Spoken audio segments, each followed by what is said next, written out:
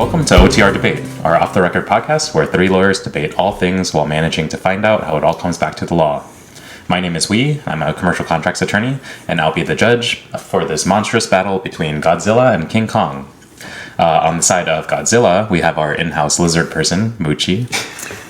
Not the lizard king like Jim Morrison is, but I'm just a lizard person. One of his servants, I guess. He's finally admitting it. I'm glad you came to that, spot where you could freely tell us. Yeah. Thank you. I'm not supposed to give that away, I guess. But yeah. I'm Mucci, I do immigration. And on the side of King Kong, we have Orlando. Yeah, I'm a prosecutor, and I'm Team Kong. He didn't get called like an ape person or something? Well, that might be a little racist.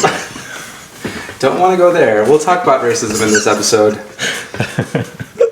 Anyway, as always, the format of this debate will be opening statements, then questions by me, your judge, and the last question will always be how this relates to the law, and followed by closing arguments. So, anyone ready to get started? So yeah, I'm ready. So, Mucci, you want to start? Oh, yeah, sure, I'm ready too. While I wasn't quite like Tommy Pickles with Reptar, I was a big fan of Godzilla as a kid.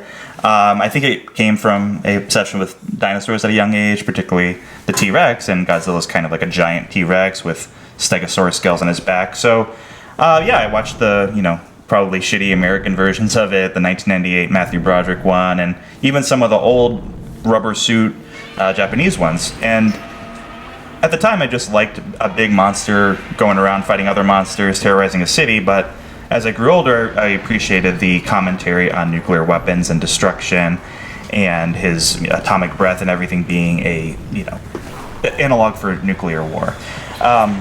Godzilla is one of the longest-running franchises in film history, recognized by Guinness World Records, and has gone through various resets, retellings, American versions, and whatnot, successful and not so successful.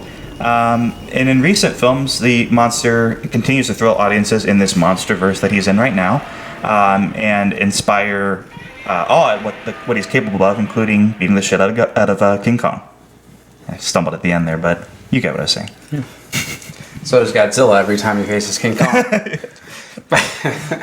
So, Your Honor, what I want you to focus on in this debate is the emotion, the delivery in every performance that King Kong gives in each one of his movies. There's actually, there's some emotion behind those eyes, and you don't see that with Mucci's kin, the reptilian, Godzilla. So Godzilla is this clunky, lizard that's just bashing around, whereas you've got King Kong, he's horny for these women that he finds in these movies, and he's agile, he's able to, deliver some blows on Godzilla when he doesn't see him coming.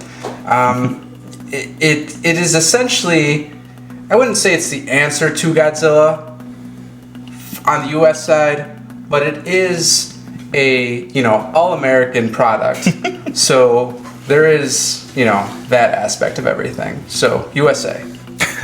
I was saying earlier you should have brought an American beer to drink on his side of the table for this debate. No. We're both drinking Sapporo. No, thank you.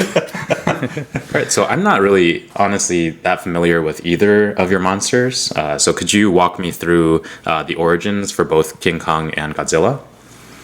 Yeah, sure. Yeah. I'll start, Mucci, since you were gracious enough to start in openings. King Kong, created by Marion C. Cooper. Very interesting guy from what I read. He's a war hero. He was a world traveler. He did all these films based on nature throughout his travels. He basically was making up storylines with these animals that he was filming. And he came up with the idea of King Kong in that initially what he wanted to do was, and this was very early on, so don't say it was anything to do with Godzilla, but what he wanted to do was he wanted to have an actual gorilla fight a Komodo dragon in Indonesia. So he wanted to do that and have like a storyline, and I guess he wanted to like actually have gorillas and like he wanted it to be wild, and he wanted them to get captured and go to New York, and then they escape and they cause havoc and everything. That changed dramatically, and there were several things that kind of ended up changing his vision of what the first adaptation should be.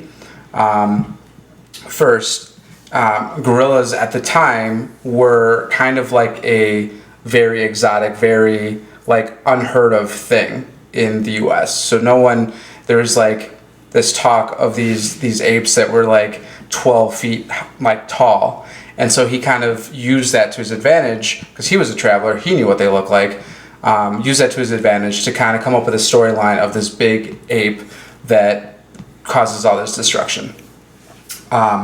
He wanted a gorilla instead of any other kind of ape because he felt like they had more emotion to them, which is what I was getting at.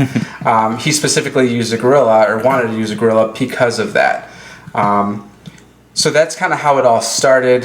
There was, he was involved in a production company that did this movie called The Lost World, where people go to this island where there's dinosaurs.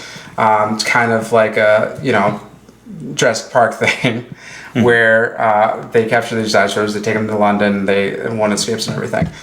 They used stop motion for this movie, and then he used it for not Godzilla, oh my god, for King Kong. Oh, okay. And it made, a film that's still talked about to this day. It's a classic that is really iconic, which I don't think Mucci can say the same for his first film. Really? No. Oh, okay. I don't think you can. Well, I will say for one thing, I don't think council needs to be concerned about King Kong stealing from Godzilla, because King Kong does predate Godzilla by about 20 years. But the first movie that Godzilla appeared in is his titular 1954 film, directed and produced by Ishiro Honda, and produced and distributed by Toho Company Limited, which owns the rights to it now to this day, and is very particular about who they Hollywood versions of their movie after the 1998 disaster. So this came out in 1954, less than a decade after 2 atomic bombs were dropped on Japan. So the symbolism of the monster is nuclear weapons and the destruction they bring as he's rampaging through Tokyo. It is obviously calling to mind the destruction of Hiroshima and Nagasaki, but also fire bombings of Tokyo. It has that imagery to it. So the director said that exact thing. This rampage in Tokyo was meant to mirror those atomic bombings, saying it would be different and easier to reckon with this creature if he were a dinosaur or some other kind of animal.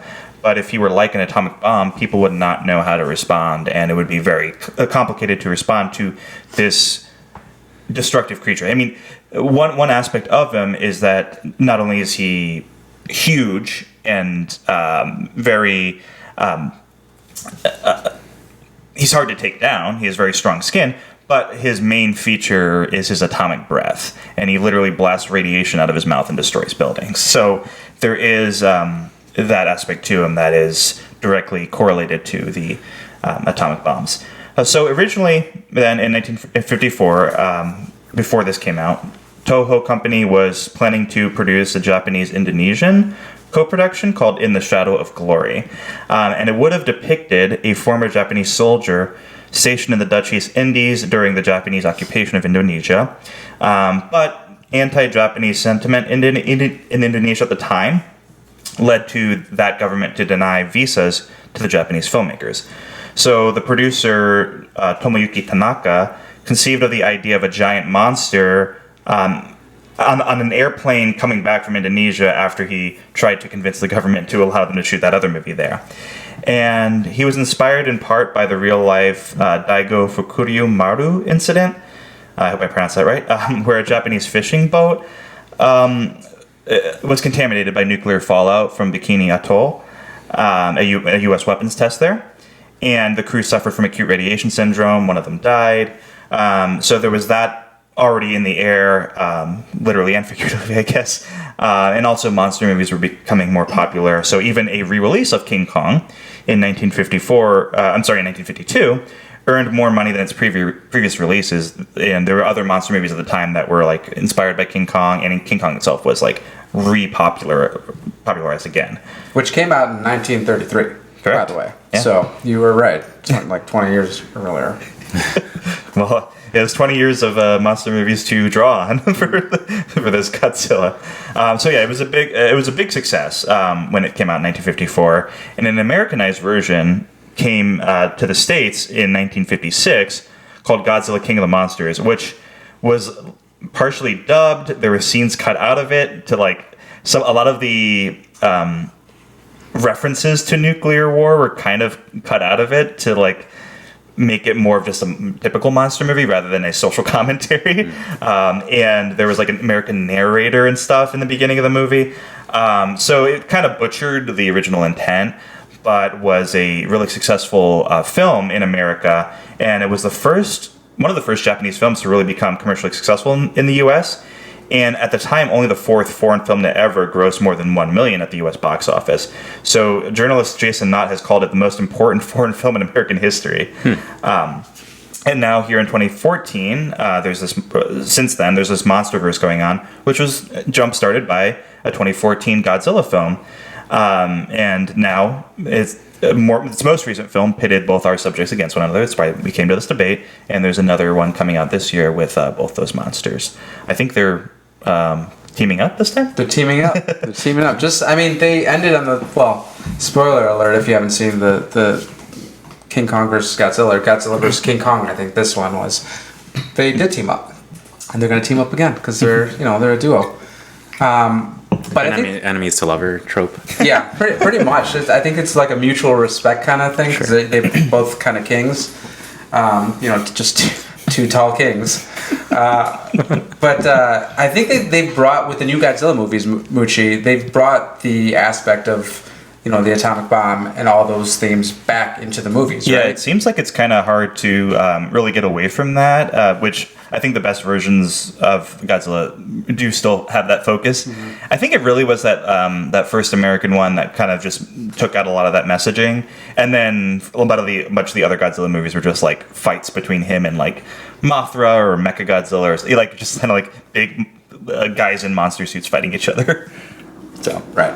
Which is what I would argue that's what Godzilla movies are all about to begin with. I mean, yeah, well, it's just no emotion to his reptilian eyes, and he just wants to beat people up.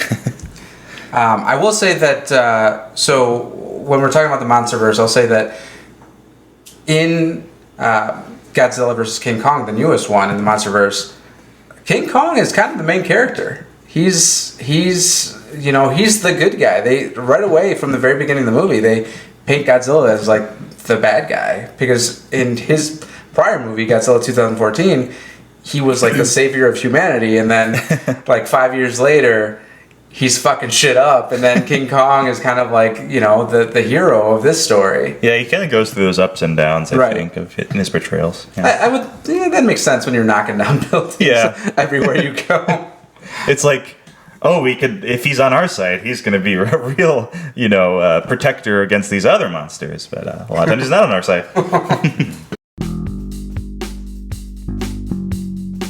For my second question, I kind of want to know a little bit more about the strengths and weaknesses of your respective monsters. Mm-hmm. Well, Godzilla, his strengths, his atomic breath is probably his biggest strength. It's got some stank breath. Well, it's this concentrated burst of radiation that is going to, literally melt you or whatever. It melts steel, melts rock, and it's probably his most destructive ability in most of his depictions. And also superhuman strength and durability. He's very hard to take down. I would hope he's superhuman. Well, he's not a human, 500 feet. Many aspects of him are superhuman, I will say. And also he tends to be able to absorb energy, and particularly radiation, to become even stronger. Yeah. But yes, he does have superhuman strength. Shocker, I know. Weaknesses, he's not super agile in terms of combat. He moves quickly in the ocean and everything, but he's not very agile in terms of combat. He's got those T-Rex kind of, not quite as short arms as a T-Rex, but he still kind of moves a little bit lumberingly. And along with his limited stamina overall, this could lead to him becoming overpowered by a monster that can just pummel him, or humans, I guess, even too, that could pummel him with continuous attacks to kind of get him weakened. But that weakness, these weaknesses, at least aren't as bad as King Kong's being based on a racist property. Speak on that. So, I will address my opponent's comment there briefly. There was a movie called Ingagi, I believe is how you pronounce it. Basically, it's a guy in an ape costume that ran around and he kidnapped women or a woman, and he took her and he raped her, and it was a thing back then, I guess, where like that was like a theme that went on with apes or something. I mean, this was like the early 1930s, late 1920s.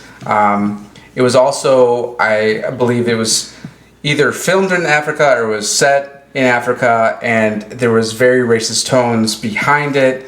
I'm sure they didn't take the opportunity to film in Africa. I'm sure they were just like, we're gonna absolutely. I just didn't, Mooch. I just didn't have I didn't have that exact fact. Oh, I'm sure. No, because I don't think it's in theaters anymore. Yeah, I don't think it's still being shown. 90 years nearly later. 100. Yeah, and I really wasn't trying to look this up. yeah. I got you. But no. So King Kong, completely different.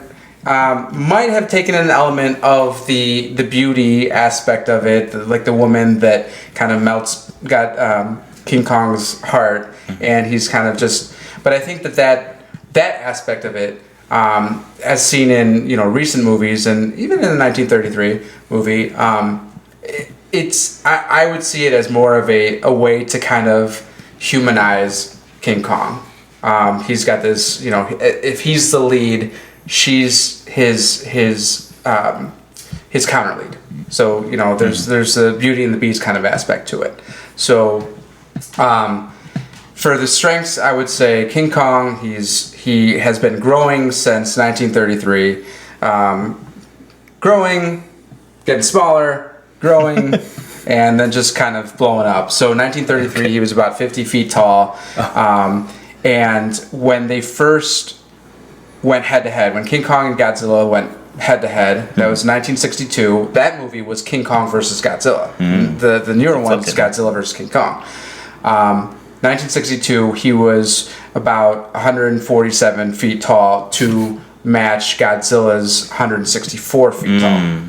So they had to really up him. King Kong's son was in there, and in the kind of the second movie, he was only 12 feet tall. He's a little guy. He ends up like sacrificing himself. It's very sad, but so now it's just King Kong. Does he fight Godzilla's son? King Kong's son? No. That would have been like a Creed 2 kind of situation. But no, unfortunately, no. He just drowns. So his weakness is water. So his strengths, I would say he's a big ape. He's a lot more agile than Godzilla. He's able to swing on things. He's able to jump around. Deliver some blows to Godzilla when Godzilla's barely turning his head. He's also, and as seen in the newer movies, he's able to use tools. I mean, that's humanity's greatest strength, right? That is why we ended up on the top of the fucking thumbs. food. Yeah, we ended up on the top of the fucking food chain because of tools. And King Kong's able to do that. And from what I've seen in the MonsterVerse, he could sign. He could fucking sign language. He could communicate with people. So, I mean, these are major strengths. It's like His Coco. He's like Coco. George Costanza. Godzilla versus King Kong, he is again blown up to 335 feet, I believe. Godzilla's even bigger. He's 394. Is that in real life or just his Tinder profile?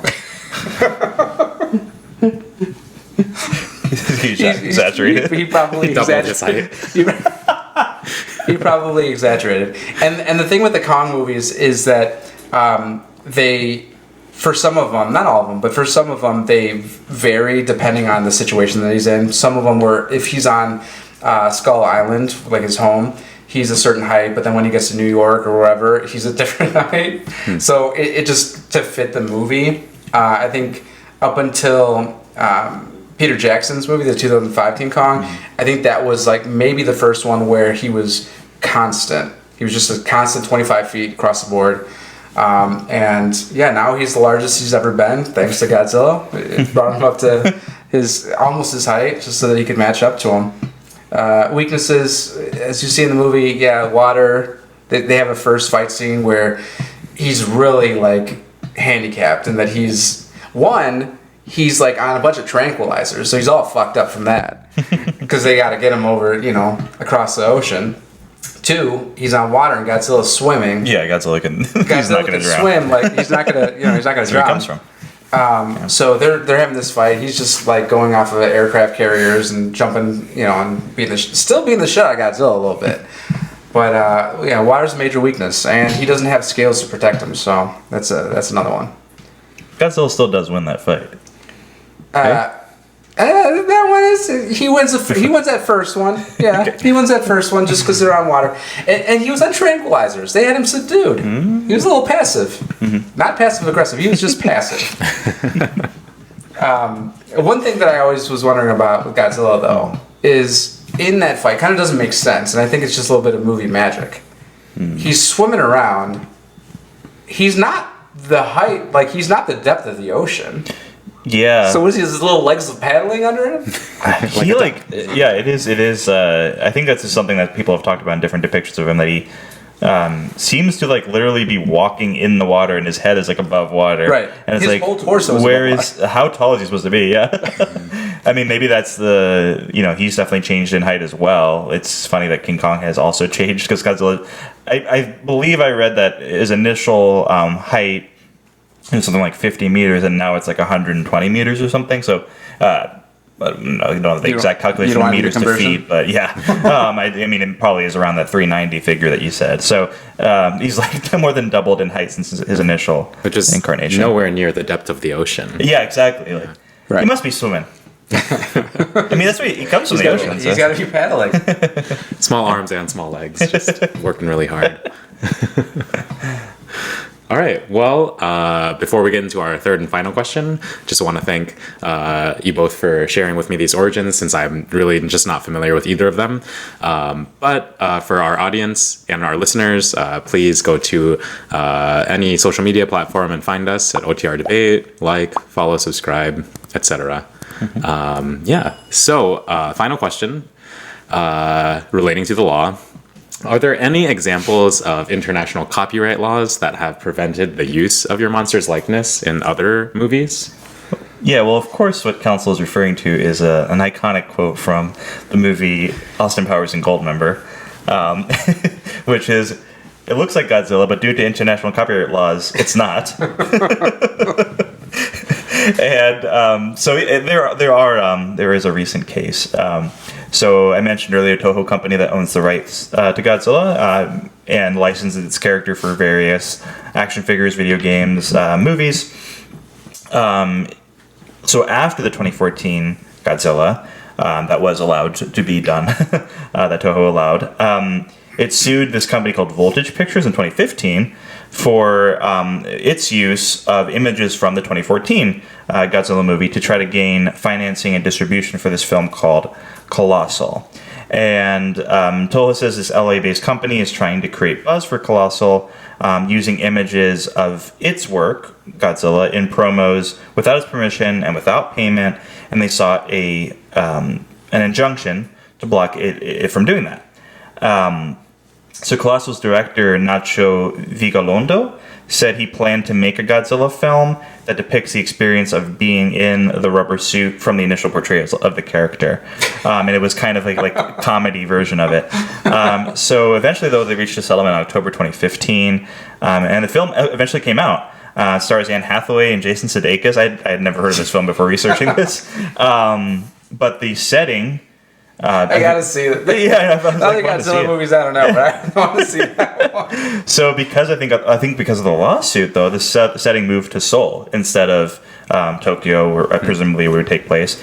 And the monster, if you look it up, the monster does look pretty different from Godzilla. I think they just had to really change that. But yeah, who knows what he would have looked like without the lawsuit? It may have been like a pretty one-to-one kind of satire that they could point out. But now the monster looks just pretty different.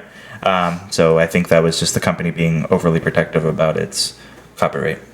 And for King Kong? Yeah, so Marion C. Cooper came up with the idea of King Kong, like I said. He initially had declined the salary for co-directing and co-producing the film in exchange for essentially property rights to King Kong after those movies. But it seems like from everything that I've seen, it seems like it was just kind of like a handshake deal. I mean, this is like the 30s. It was kind of like a loosey-goosey kind of thing. And I'm not sure. It seems, something seems sketch. Because either he had documentation and lost it, or had documentation and it was stolen from some accounts. Like, I think maybe he had claimed that they were stolen. But the production company RKO Pictures that he was working with for these movies, they basically did not, go along with this later on. They started licensing King Kong, Kong versus Godzilla, Godzilla being a Japanese property. He wasn't okay with it. That's when the lawsuits started happening. Cooper tries to basically say like, hey, I never agreed to this. Like, this is my intellectual property. Like, no go. He initially fails because he's not able to essentially prove that he's got the rights to King Kong. The 1976 remake of King Kong, Universal Pictures said that they had a verbal agreement with RKO Pictures to remake King Kong, and again, litigation starts. So kind of like stolen from the initial thief, sort of, in that Universal Pictures is saying the exact same thing, and they remake King Kong. Finally, December 6, 1976, 11 days before that first remake of King Kong, a judge out of the Central District of California ruled in favor of Cooper, and basically it came out to be what's called the Cooper judgment in that case.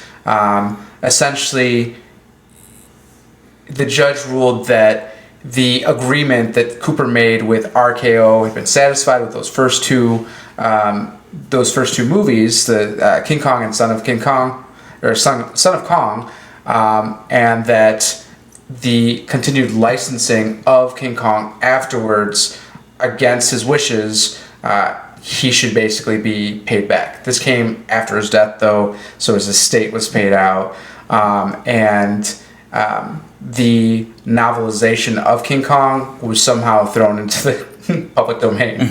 So essentially, it's a very, and that's oversimplifying everything that I've said. It seemed very complicated, the way that everything went down. And a very simplified version of this is that whatever studio made their movies, they own the rights to the story as depicted there. And then the novelization that came out after Cooper's is public domain. So, Universal Pictures tried to sue Nintendo, which is very litigious, as we know, over Donkey. Mentioned a few times before. Yeah, over Donkey Kong in the 80s. Right. And that a little bit of tidbits, some trivia knowledge here. That kind of changed Nintendo like completely. This lawsuit over Donkey Kong, and not even because of Donkey Kong.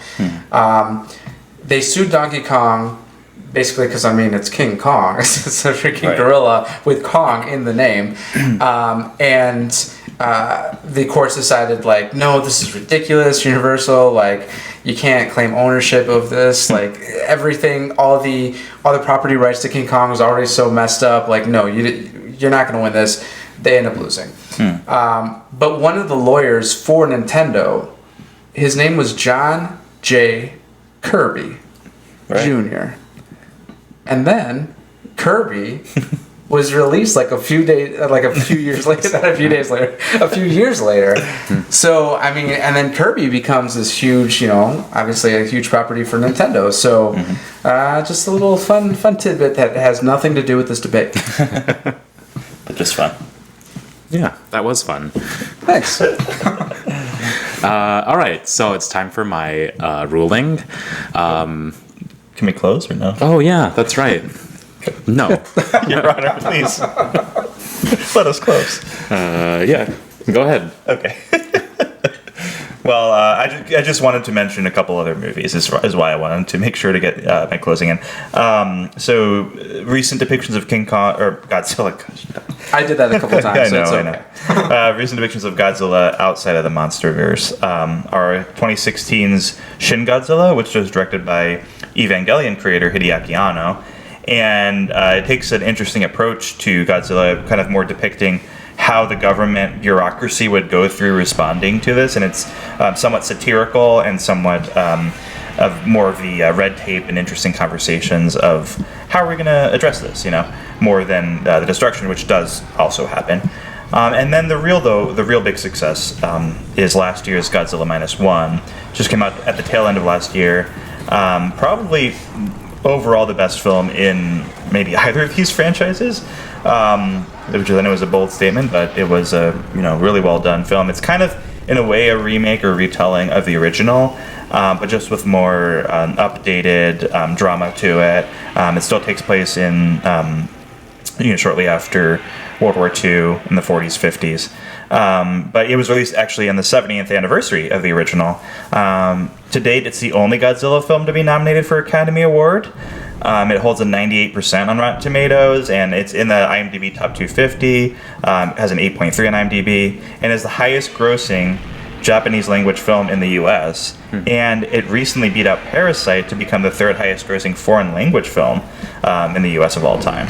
So I've seen it. It is awesome, and it just goes to show how well a Godzilla movie can do when it puts a focus on the human story just as much as putting a focus on giant monsters. Got it. Speaking about the human story, right? So this entire debate, I've been asking you, Your Honor, to just kind of take the emotional side of things.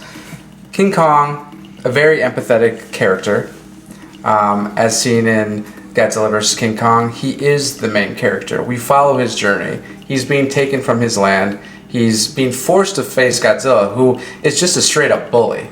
I mean, this guy, he sees that there's another apex creature in the world, and he just wants to beat the shit out of him for no fucking reason. And so we see this journey from Skull Island to the U.S., and this whole time, King Kong's just trying to do him. Like, he's just trying to chill, and Godzilla just keeps starting shit. And throughout the remake, the newer movie, King Kong being a primate that is smaller, that doesn't have the scales, doesn't have the atomic breath, he's holding his own. So I want you to take that into mind. Kong Skull Island, 2017 movie, is essentially the King Kong's MonsterVerse movie, where it's the second installment in the MonsterVerse. Essentially has everyone from the MCU. It's got Loki, it's got Nick Fury, it's got Captain Marvel, and it's a great movie, and King Kong should win this. Thank you. And we were at the filming location of it at Koaloa Ranch. We were? Yeah. It was kind of cool to see. It's like, I've been there. Been to Skull Island. All right, so now it is time for my ruling. After this, Mucci really wanted to close. very compelling closing arguments. I will say, Mucci, earlier when you were talking about the Bikini Atoll, my mind immediately went to Bikini Bottom with SpongeBob, and I remember that there's this random gorilla that, always is just a dude in a gorilla suit down in Bikini Bottom, and I think there might be some more crossover than just King Kong versus Godzilla. Wait, it's like a dude, like a human? Yeah, not animated. I've seen a lot of SpongeBob, and I don't think I've seen The craziest ending to a SpongeBob episode, I think. I think he jumps onto a human also in a horse costume. Well, also Yeah, that in sounds about right. the original SpongeBob movie that came out like, I don't know, 20 years ago maybe now, was also like on land in human world as well. Yeah. But anyway, yeah, I mean, I'm just definitely excited to see and learn more about both of these monsters and see them work together. But I think for the purposes of the debate, although I think I might be able to relate more to King Kong with 2 thumbs and potentially learning how to sign and use tools, I got to give it to Godzilla because he just seems like the stronger monster. He is the king of monsters. Could not figure out where that was going the entire time. I like to keep everyone guessing. Yeah, I know. They went to Bikini Bottom. I thought you were going to be like, yeah, I don't know. You were inspired by the connection to SpongeBob to give it to Kong. I thought that was going to be where he was going. Yeah, thank you. All right. You know what? What was it? Was the new Godzilla movie, Mucci? The one that you were crying about? It was Godzilla -1. I was crying about that. It sounds like a really good movie. Like everything I've seen about it or heard about it, it sounds like an amazing movie. And I haven't seen it, but I'd like to. So yeah, well, I don't completely disagree with this decision, but kind of. Well, Godzilla got +1 here, so congrats, Mucci. It's at 0 now. All right, this has been OTR Debate. Thank you. Thanks. Thanks. Bye.